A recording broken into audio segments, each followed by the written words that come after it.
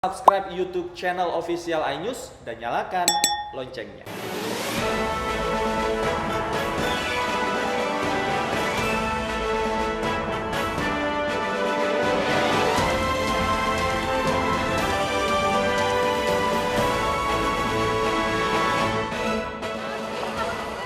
Kebakaran melanda rumah warga dan tempat usaha di Jalan Brigjen Katamso, Palmerah, Jakarta Barat.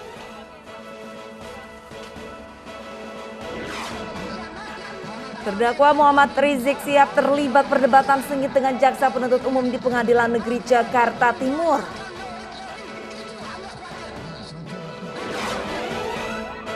Ledakan dahsyat mengguncang hotel mewah di Quetta, Pakistan. 5 orang tewas.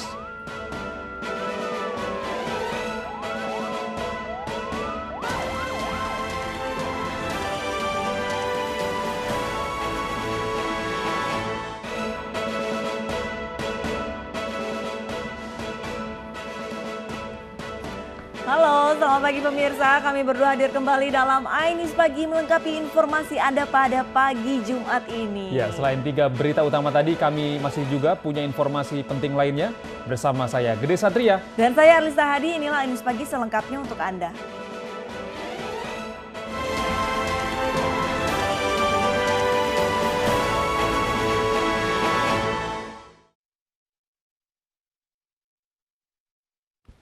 Pemirsa, kita awali informasi hari ini dari ibu kota. Seorang pengendara motor luka berat usai ditabrak mobil mewah di kawasan Jalan Sudirman, Jakarta. Korban ditabrak oleh sopir mobil yang menyetir dalam pengaruh alkohol. Tabrak lari terjadi dini hari tadi di Jalan Jenderal Sudirman Setiabudi, Jakarta Selatan.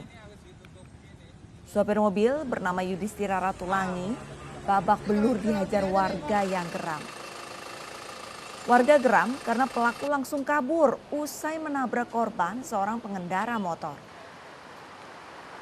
Aksi kabur pelaku terhenti setelah menabrak pembatas jalan jalur sepeda. Pelaku melaju dengan kecepatan tinggi dan diduga dalam pengaruh alkohol. Sementara itu, pengendara motor yang menjadi korban tengah dirawat di Rumah Sakit Siloam. Kasus kecelakaan ini masih dalam penanganan unit laka lantas Polda Metro Jaya.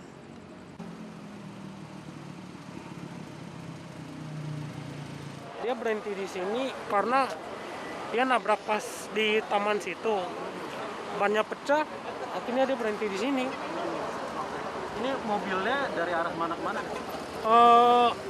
Dia dari Bundaran HI mau menuju ke Senayan. Kalau dari yang Bapak tahu nih, belum nabrak pembatas jalan ini, sempat nabrak pengendara lain atau gimana? Iya, dia sempat nabrak pengendara motor. Pengendara motornya itu dia nabraknya di depan Mayapada. Setelah dia nabrak pengendara motor, dia nabrak ini juga, jalur sepeda, pembatas jalan jalur sepeda juga. Pemirsa, kebakaran melanda rumah warga dan tempat usaha di Jalan Brigjen Katamso, Palmerah, Jakarta Barat. Puluhan mobil damkar dikerahkan. Musibah kebakaran melanda rumah warga dan tempat usaha di Jalan Brigjen Katamso, Palmerah, Jakarta Barat. Petugas pemadam mengerahkan 19 unit mobil damkar untuk memadamkan api. Pemilik rumah dibantu warga berusaha menyelamatkan barang berharga dari dalam rumah.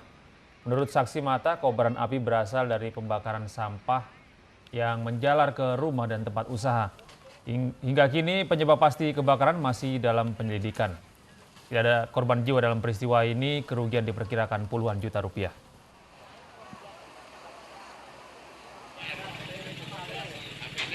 Peristiwa kebakaran juga terjadi di Kabupaten Semarang, Jawa Tengah pada tadi malam. 2 pabrik tahu dan 3 rumah warga di Jalan Tongjoyo, Unggaran Timur terbakar.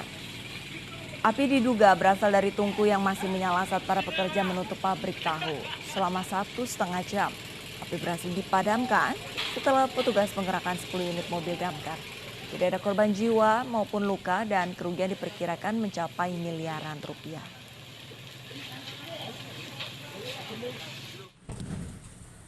Sementara itu di Bekasi, Jawa Barat, kobaran api menghanguskan bengkel motor yang menjual bensin eceran yang terletak di Jalan Raya Rengas, Bandung, Cikarang Utara, Kabupaten Bekasi.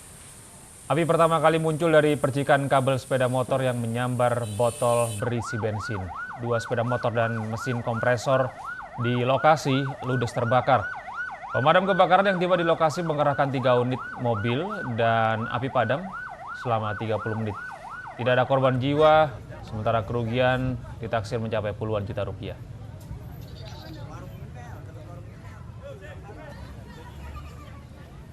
Beralih ke informasi lain, pemirsa, sejumlah pengunjung kabur saat petugas gabungan merazia sejumlah warung di Tuban, Jawa Timur malam tadi.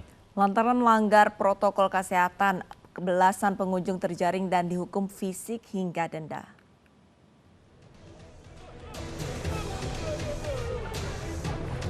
Kabur! Ya, itulah yang dilakukan sejumlah pengunjung ketika mengetahui adanya razia di Tuban, Jawa Timur malam tadi. Lain lagi dengan sepasang muda-mudi ini yang terpergok tengah berduaan di salah satu taman. Sementara sejumlah remaja mendapat hukuman push up karena melanggar protokol kesehatan. Untuk mencegah penularan COVID-19, aparat gabungan menggelar razia protokol kesehatan di sejumlah fasilitas umum. Selain diberi hukuman fisik karena melanggar protokol kesehatan tidak memakai masker dan berkerumun hingga larut malam, belasan pelanggar dibawa ke kantor Satpol PP. Para pelanggar protokol kesehatan didata serta didenda. Kartu tanda penduduk dan telepon genggam menjadi jaminan untuk membayar denda. Sasaran adalah penegakan protokol kesehatan di tempat-tempat fasilitas umum, warung-warung atau kafe-kafe. Hasilnya, Pak? Kita dapatkan PP dari penertiban sebanyak 12, kemudian 3 orang kita sanksi push up karena tidak membawa identitas sama sekali. Razia akan terus digelar karena PPKM Mikro di Kabupaten Tuban diperpanjang hingga tanggal 5 Mei 2021. Saat ini Kabupaten Tuban berstatus kuning dengan data jumlah pasien positif COVID-19 yang mencapai lebih dari 3.500 kasus. Dari Tuban, Jawa Timur, Pipit Wibawanto, iNews melaporkan. Tak terima kalah usai bermain bola, seorang pemuda membunuh salah satu anggota tim lawan mainnya. Pelaku ditangkap polisi di tempat persembunyiannya di Tangerang, Banten.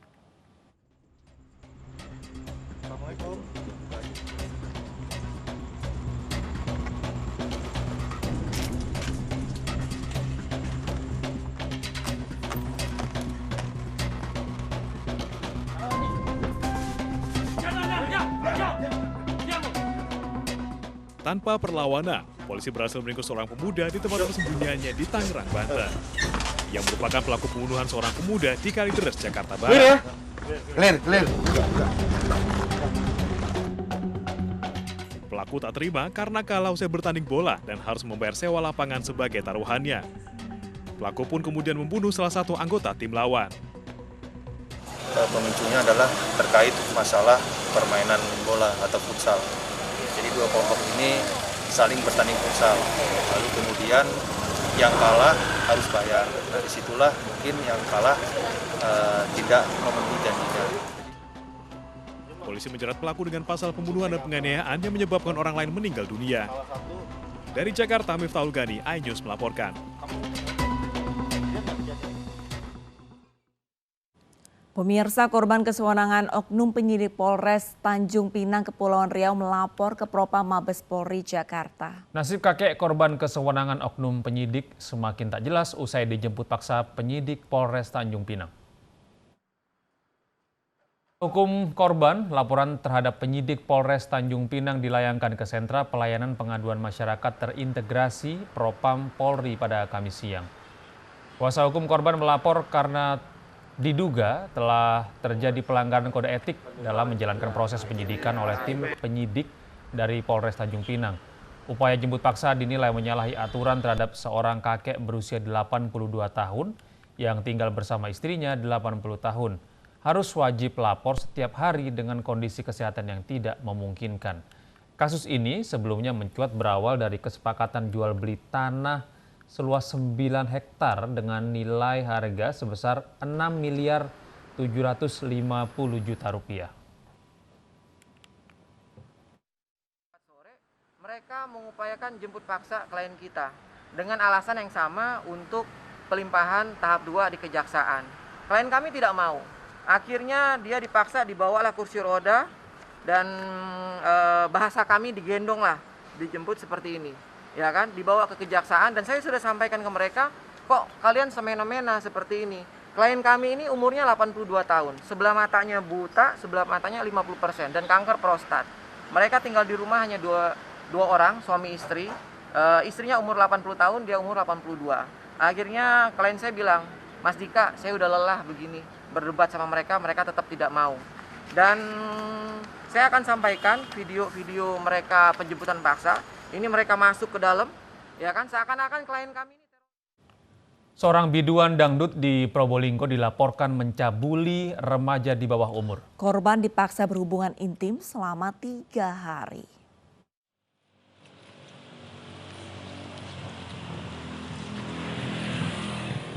Didampingi ayahnya, korban F, pelajar berusia 16 tahun warga Kademangan, Kota Probolinggo, melaporkan kasus pencabulan anaknya. F, pelajar berusia 16 tahun, warga Kademangan, Kota Probolinggo, Jawa Timur, melaporkan kasus pencabulan oleh seorang biduan dangdut berinisial DA ke Polres Probolinggo, Jawa Timur. Kejadian bermula ketika korban kenal dengan pelaku di sebuah event dangdut. Korban diajak minum minuman keras dan dipaksa melayani DA. Persetubuhan terhadap anak di bawah umur dilakukan pelaku selama 3 hari di 3 lokasi berbeda. Kita lakukan pemeriksaan untuk dugaan terlapor. Kita laporan tentang ini Dugaan pencabulan. Dugaan masih dugaan. Iya, dugaan pencabulan. Masih kita saksi. Ya. Polisi masih mendalami kasus ini dan akan memanggil terlapor untuk dimintai keterangan. Dari Probolinggo, Jawa Timur, Hana Purwadi, iNews melaporkan. Doa bersama digelar keluarga anak buah kapal selam KRI Nanggala 402 yang hilang kontak di perairan Selat Bali. Selengkapnya akan kami hadirkan usai jeda, tetaplah di iNews Pagi.